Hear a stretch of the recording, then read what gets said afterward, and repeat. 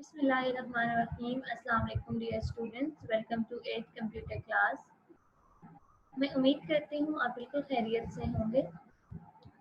बच्चों, कंप्यूटर का आज हमने यूनिट नंबर 5 स्टार्ट करना है, विच इज़ कंप्यूटर प्रोग्रामिंग। ठीक है, यूनिट नंबर 4 हमारा कंप्लीट हो चुका था। होप सो आप लोगों ने इसकी जो नोटबुक वर्क था वो आप लोगों ने भी अच्छे तरीके से कर लिया होगा। ठीक है, तो आज हम यूनिट नंबर 5 की रीडिंग स्टार्ट करते हैं। आप अपनी बुक्स का पेज नंबर 106 ओपन कर लें। Programme. A computer program is a sequence of instructions given to computer to perform a specific task. ठीक है, जैसे आप सॉफ्टवेयर की डेफिनेशन पढ़ते थे ना कि software is a set of instructions given to computer to perform specific task. तो एक्चुअली जो सॉफ्टवेयर होता है वही आपके पास प्रोग्राम होता है। ठीक है, कोई भी प्रोग्राम जो है वो किसी स्पेसिफिक टास्क को अकम्प्लिश करने के लिए आपके पास डिज़ाइन किया जाता है। ठीक है,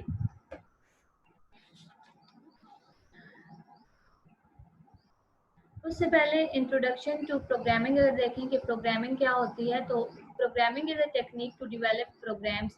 यानी प्रोग्राम्स को डेवलप करने के लिए जो टेक्निक यूज़ करते हैं आप, उसको आप प्रोग्रामिंग कहते हैं। ठीक है, फिर आपको बताया गया कि प्रोग्राम क्या होता है। प्रोग्राम आपके पास सेट ऑफ इंस्ट्रक्शंस होती हैं जो कंप्यूटर को दी जाती हैं ताकि वो कोई स्पेसिफिक टास्क परफॉर्म करे। ठीक है, कोई भी टास्क परफॉर्म करने के लिए एक सेपरेट जो है प्रोग्राम बनाया जाता है। ऐसे नहीं होगा कि एक प्रोग्राम हो और वो दो डिफरेंट जो है ना टास्क परफॉर्म कर रहा हो। ठीक है, programs are written in language called computer language or programming languages. Computer can only do exactly what the computer tells the computer to do. यानी इट मीन्स के कंप्यूटर प्रोग्राम जो है वो वही कंप्यूटर वही टास्क परफॉर्म करेगा जो programme उसको करने के लिए बताएगा। ठीक है, कंप्यूटर उसके अलावा कोई टास्क परफॉर्म नहीं कर सकता। ठीक है, A computer program is stored as a file on the computer storage medium like hard disk. Few examples of programs. यहाँ पे examples बताई गई हैं कि कौन कौन से प्रोग्राम आपके पास हो सकते हैं। A program to find the average marks of a student. ठीक है, कि अगर आपके पास स्टूडेंट्स के मार्क्स मौजूद हैं, आपने उनकी एवरेज फाइंड करनी है, तो आप एक प्रोग्राम राइट करेंगे इसी तरह से। To find area of circle, to solve quadratic equation, to control financial matter of a company. ठीक है, यहाँ पे आपके पास एक एक्सरसाइज में क्वेश्चन भी होगा कि right few examples of computer program. तो आपने इन एग्जांपल्स में से कोई 2-3 सिलेक्ट करके लिखनी होंगी जो आपको सही लगे। ठीक है, नेक्स्ट है आपके पास प्रोग्रामिंग लैंग्वेज। प्रोग्रामिंग लैंग्वेज क्या होती है कि मैं आपको ऐसे थारोली बता देती हूँ, आप इसकी जो है ना स्टडी कर लीजिएगा। सही है, प्रोग्रामिंग लैंग्वेजेस क्या होती हैं कि कोई भी कंप्यूटर प्रोग्राम अगर आपने राइट करना है तो जाहिर सी बात है आपको कोई लैंग्वेज यूज़ करनी पड़ेगी। ठीक है, जैसे आप मैथ्स के क्वेश्चंस करते हो या उर्दू का काम करते हो तो उर्दू लैंग्वेज यूज़ करते हो, इंग्लिश लैंग्वेज यूज़ करते हो। तो इसी तरह से कंप्यूटर प्रोग्राम को राइट करने के लिए भी स्पेसिफिक लैंग्वेजेस होती हैं जिनको कंप्यूटर लैंग्वेजेस कहा जाता है या जिनको प्रोग्रामिंग लैंग्वेजेस कहा जाता है। ठीक है, फिर आपके पास डिफरेंट टाइप ऑफ लैंग्वेजेस होते हैं। हाई लेवल लैंग्वेजेस होती हैं, लो लेवल लैंग्वेजेस होती हैं।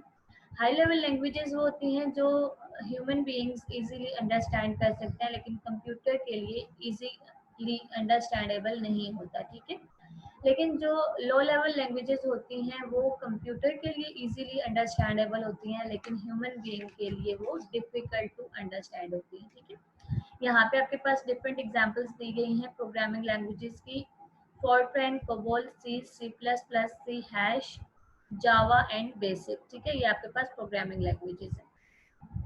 नेक्स्ट आपके पास है कांस्टेंट एंड वेरिएबल्स। कांस्टेंट वो क्वांटिटी होती है जो आपके पास ड्यूरिंग द प्रोग्राम चेंज नहीं होती। जैसे आप मैथ्स के क्वेश्चन करते हो, ठीक है, अलजेब्रा में, तो वहाँ पे जो काउंटिंग नंबर्स होते हैं 1 2 3 4 5 वो आपके पास कांस्टेंट्स होते हैं क्योंकि ड्यूरिंग द क्वेश्चन उनकी वैल्यू चेंज नहीं होती। जो 1 है वो 1 ही रहता है, वो कभी 2 नहीं बनता। ठीक है, लेकिन जो x, y एंड z यानी जो वेरिएबल्स होते हैं उनकी वैल्यूज जो है वो अकॉर्डिंग टू नीड चेंज होती रहती हैं। ठीक है, तो constants are the quantities which values can not be change during program execution. Constants भी आपके पास दो टाइप्स होती हैं, string constant and numeric constant. String constant में आपके पास कैरेक्टर्स आ जाते हैं, अल्फा न्यूमेरिक कैरेक्टर्स, जैसे लाइक आपके पास नंबर्स भी आ जाते हैं और अल्फाबेट्स भी आ जाते हैं। नेक्स्ट आपके पास न्यूमेरिक कांस्टेंट, तो न्यूमेरिक कांस्टेंट में आपके पास जस्ट आप नंबर्स राइट कर सकते हो, ठीक है। इसी तरह से नीचे आपको वेरिएबल बताया गया है। Variables, it is a name space in the computer memory whose values can be changed during program execution, ठीक है। कांस्टेंट क्या होते हैं, जिनकी वैल्यू जो है वो चेंज नहीं होती, लेकिन वेरिएबल्स वो क्वांटिटीज होती हैं जिनकी वैल्यू आपके पास during the program execution change होती रहती है, ठीक है।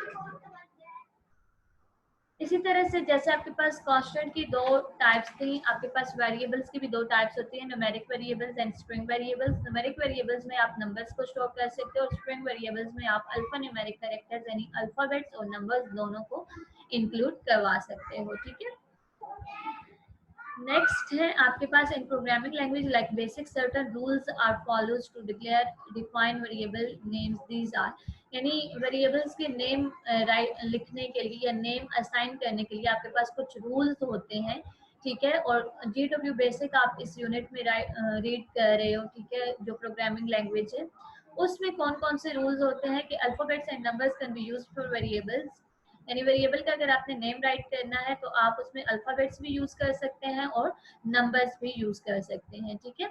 नेक्स्ट रूल है जी rule number 2, the first character of the variable should be an alphabet, यानी पहले इसने बताया कि अल्फाबेट्स और नंबर दोनों यूज कर सकते हैं, लेकिन अब ये रिस्ट्रिक्ट कर रहा है कि फर्स्ट कैरेक्टर हमेशा अल्फाबेट होगा, वो कभी नंबर नहीं हो सकता, ठीक है। अगर आप नंबर राइट करेंगे तो वो आपको एरर देगा।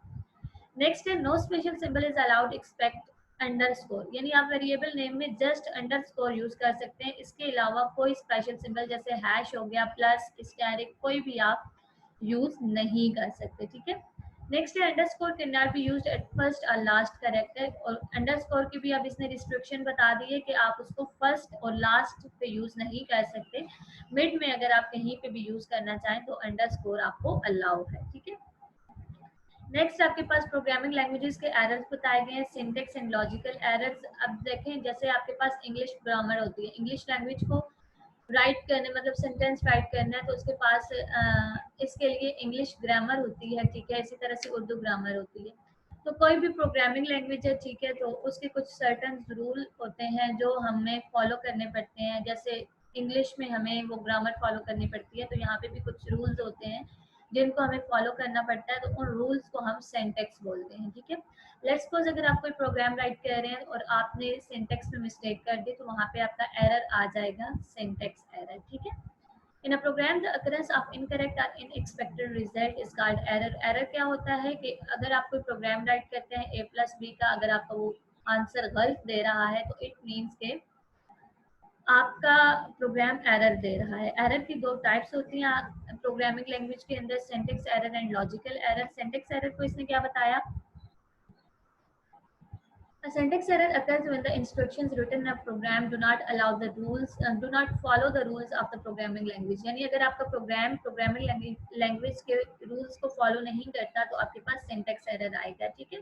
इसी तरह से लॉजिकल एरर है, लेट्स सपोज अगर आपने सम के लिए प्रोग्राम राइट करना था तो उसमें आपने सम x+y करना था, लेकिन आपने मिस्टेकनली क्या किया, x-y राइट कर दिया, तो ये आपके पास एक लॉजिकल एरर होगा। दूसरी ये बात कि जब सिंटेक्स एरर आता है तो जब हम अपने प्रोग्राम को कंपाइल कर रहे होते हैं तो हमें पता चल जाता है कि हमारे प्रोग्राम के अंदर सिंटेक्स एरर आ रहा है, लेकिन जब हमारे प्रोग्राम के अंदर लॉजिकल एरर होता है तो उसको कंपाइलर भी डिटेक्ट नहीं करता, ठीक है। मतलब हमें लॉजिकल एरर का पता नहीं चलता डायरेक्टली कि कहाँ पे एरर है, फिर हमें पूरा प्रोग्राम देखना पड़ता है कि कहाँ पे हमने एरर किया है।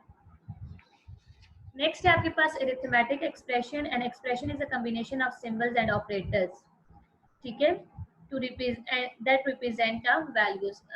आपके पास अरिथमेटिक एक्सप्रेशंस क्या होते हैं, जैसे आपके पास अलजेब्रिक एक्सप्रेशन होते हैं, कोई क्वेश्चन x+y = 4, x+2y = 5, ठीक है, ये सारे एक्सप्रेशंस होते हैं। इसमें आप ऑपरेटर्स भी यूज करते हो और इनमें आप सिंबल्स भी यूज करते हो, ठीक है। यहाँ पे आपको एग्जांपल दी गई है, एग्जाम्पल ऑफ एक्सप्रेशन, तो x+3, यहाँ पे देखें नंबर्स भी यूज हुए हैं, 3 प्लस आपके पास ऑपरेटर है, ठीक है, और सिंबल्स भी यूज हुए हैं। x and 3 are operands and plus is an operator. Operands क्या होते हैं, जिनके ऊपर ऑपरेशन परफॉर्म किया जा रहा होता है। अब x और 3 को प्लस किया जा रहा है ना, इट मींस एक्स और 3 पे ऑपरेशन परफॉर्म हो रहा है। कौन सा ऑपरेशन परफॉर्म हो रहा है? प्लस। प्लस ऑपरेटर होगा, एक्स एंड 3 ऑपरेंड्स होंगे, ठीक है। इसी तरह से यहाँ पे अरिथमेटिक एक्सप्रेशंस की एग्जांपल दी गई हैं।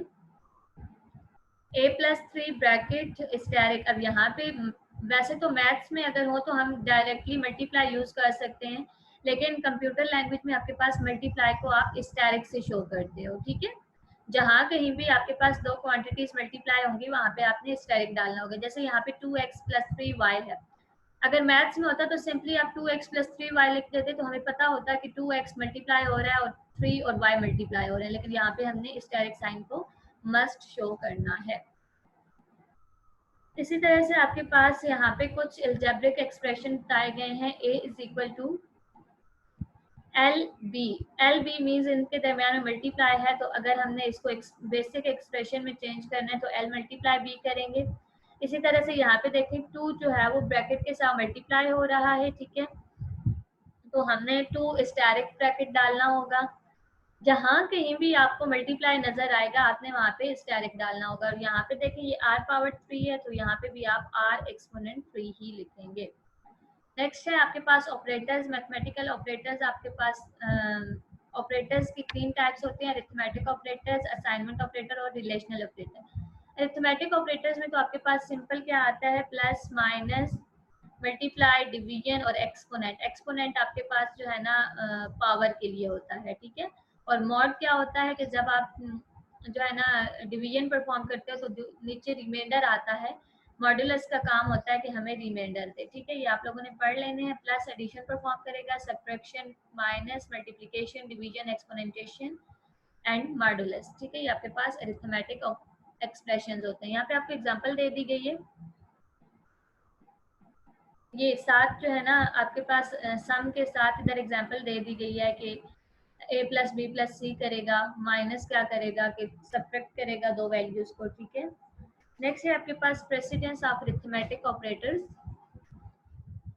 Precedence is the priority that is, जैसे आपके पास मैथ्स में बोर्ड में रूल होता है कि पहले ब्रैकेट में सॉल्व होना है, उसके बाद मल्टीप्लिकेशन और सॉरी उसके बाद डिवीजन, मल्टीप्लिकेशन, एडिशन और सब्ट्रैक्शन। तो इसी तरह से कंप्यूटर लैंग्वेज के अंदर भी आपके पास प्रायोरिटीज लेवल होते हैं कि पहले जो है ना यहाँ पे एक्सपोनेंटेशन परफॉर्म होता है कि अगर आपके एक्सप्रेशन में एक्सपोनेंट आ रहा है तो आप वो परफॉर्म करेंगे, मल्टीप्लिकेशन और डिवीजन फिर परफॉर्म होगी, उसके बाद मॉड ऑपरेटर और फिर एडिशन एंड सब्ट्रैक्शन परफॉर्म होगी। यानी इस लेवल को आप माइंड में, इस सीक्वेंस को आप माइंड में रखते हो और एक्सप्रेशंस को परफॉर्म करते हो। जैसे यहाँ पे आपको एक एग्जांपल दी गई है, solve the expression x + y / 10 where x = 30 and y = 50। तो आपने क्या करना है? x की वैल्यू 30 पुट करनी है, y की वैल्यू 50 और डिवाइड बाय 10 करना है, ठीक है। आपको पहले पता है कि आपने इसमें से देखना है कि पहले यहाँ पे देखें इसमें प्लस और डिवीजन है। यहाँ पे अब देखें कि पहले प्लस परफॉर्म होगा या डिवीजन परफॉर्म। डिवीजन देखें सेकंड नंबर पे है, प्लस एंड वाले नंबर पे, पहले आप डिवीजन परफॉर्म करेंगे। 50 डिवाइड बाई 10 करें, 5 आएगा, देन इसको प्लस करेंगे। उसके बाद अगर आपके पास a + b × b divide by 10 है तो सबसे पहले आप ब्रैकेट्स परफॉर्म करते हो, 20 + 30 50 आएगा। उसके बाद अब मल्टीप्लाई और डिवीजन रह गई है, तो आपने क्या करना है? मल्टीप्लाई और डिवीजन आपके पास सेम स्टेप में परफॉर्म होती है, सेकेंड स्टेप में, ठीक है। तो फिर आप क्या करते हो कि जो आपके पास लेफ्ट साइड पे पहले आ रही है आप उसको परफॉर्म करोगे, यानी 20 + 30 50 हो गया, 50 डिवाइड मल्टीप्लाई 30 करोगे 1500, फिर डिवीजन परफॉर्म कर लोगे, ठीक है। उसके बाद असाइनमेंट ऑपरेटर है। असाइनमेंट ऑपरेटर क्या काम करता है कि कोई भी वैल्यू किसी को असाइन, अब a को हमने वैल्यू असाइन करनी है 5 तो हम a = 5 करेंगे, यानी जो = का सिंबल होता है वो आपके पास असाइनमेंट ऑपरेटर होता है, ठीक है। किसी को भी वैल्यू असाइन करने के लिए हम यूज करते हैं। रिलेशनल ऑपरेटर्स कौन से होते हैं? जिसमें हम दो नंबर्स को कंपेयर करते हैं, जैसे हमारे पास = है, not equal to, greater than equal to, यानी हम चेक करते हैं कि कोई नंबर किससे बड़ा है या छोटा है। जैसे 5 is greater than 4, 4 is less than 3, ठीक है। ये हम चेक करेंगे तो इसका रिजल्ट आपके पास ट्रू या फॉल्स में आएगा। ये सारे आपके पास रिलेशनल ऑपरेटर्स होते हैं, ठीक है। ये आप लोगों ने मैथ्स में पढ़े हुए हैं। अब आप आए एक्सरसाइज पे। एक्सरसाइज देखते हैं। गिव डिटेल्ड आंसर, बल्कि अभी ब्रीफ आंसर्स पे आए। What is program? तो प्रोग्राम के लिए आप पेज नंबर 106 पे आए, प्रोग्राम की डेफिनेशन मौजूद है। Program is a sequence of instructions given to computer to perform a specific task. ठीक है, उसके बाद आप ये दो एग्जांपल्स दे दें। इन ये जो 4 पॉइंट्स है आपके पास 5, इनमें से कोई भी जो है ना 1-2 सिलेक्ट करके आप एग्जांपल दे दें। उसके बाद है आपके पास what is the purpose of programming language. Programming language का पर्पस क्या होता है, तो ये यहाँ पे आपके पास नेक्स्ट पेज पे गिवन है। नेक्स्ट पेज पे पेज 107 पे जो सेकंड पैराग्राफ है, a programming language is a language designed to develop programs or instructions to communicate with the computer to solve various problems। बस ये यहाँ तक लिखते हैं, ठीक है। नेक्स्ट है differentiate between constant and variable. तो आप दरमियान में लाइन लगाएं, एक साइड पे कांस्टेंट, दूसरी साइड पे वेरिएबल। तो यहाँ पे कांस्टेंट की डेफिनेशन पेज नंबर 107 पे मौजूद है। फर्स्ट पॉइंट में आप इसकी डेफिनेशन राइट करें और सेकंड पॉइंट में इसकी टाइप्स राइट कर दें, string constant and numeric constant. ठीक है, इसी तरह से वेरिएबल की डेफिनेशन राइट करें और सेकंड स्टेप में इसके दो टाइप्स राइट कर दें, टाइप के नेम्स राइट करने हैं, numeric and string variable. Next है आपके पास differentiate between syntax error and logical error. ये आपके पास पेज नंबर 109 पे मौजूद है। Syntax error occur when the instruction written in program do not follow the rules of programming language। First step इसका ये बनेगा। Second step, syntax error are easy to find and correct. Third step इसका बनेगा computer find them for the users.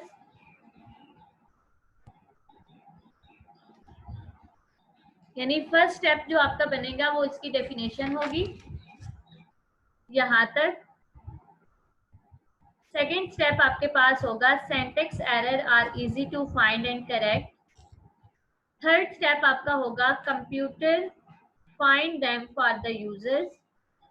And fifth step आपका होगा इनमें से कोई भी एक एग्जाम्पल, दोनों में से आपने एक एग्जाम्पल देखनी है। ठीक है, उसके बाद लॉजिकल एरर वाली साइड पे आप क्या राइट करेंगे, पहले इसकी डेफिनेशन, लॉजिकल मिस्टेक तक। नेक्स्ट आप राइट करेंगे logical errors can not be detected by computer. ठीक है, बल्कि सॉरी ये थर्ड स्टेप होगा। सेकंड जो स्टेप होगा वो ये होगा these are hard to find and correct. और थर्ड स्टेप आपके पास होगा these error can not be detected by computer. और उसके बाद इनमें से आपने कोई एक एग्जांपल देनी है। ठीक है,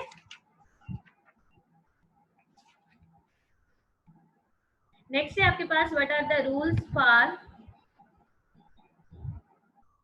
डिफाइनिंग डिक्लेयरिंग वेरिएबल्स। तो ये आपके पास पेज नंबर 108 पे मौजूद है, ये 4 स्टेप्स।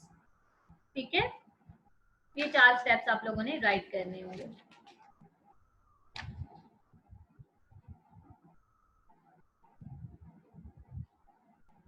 नेक्स्ट है आपके पास name different types of constants with example, page number 107।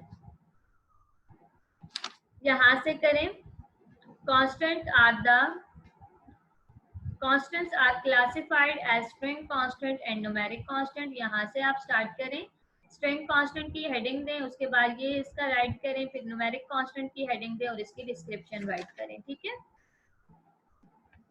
Next आपके पास give the precedence of arithmetic operators.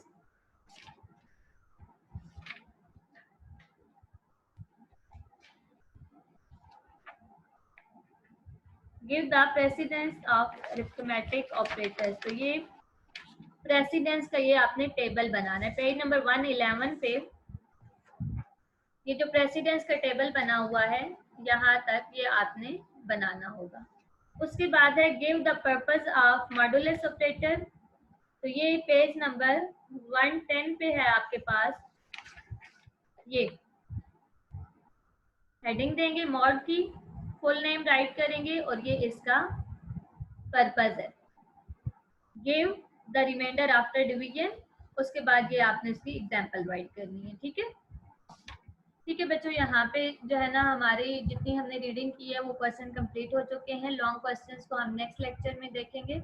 आप लोगों ने ये क्वेश्चन अच्छी तरह से नीट नोटबुक्स पे सॉल्व कर लेने हैं। ठीक है, नेक्स्ट लेक्चर में हम अगला टॉपिक स्टार्ट करेंगे। तब तक अपना ख्याल रखिएगा। अल्लाह हाफ़िज़।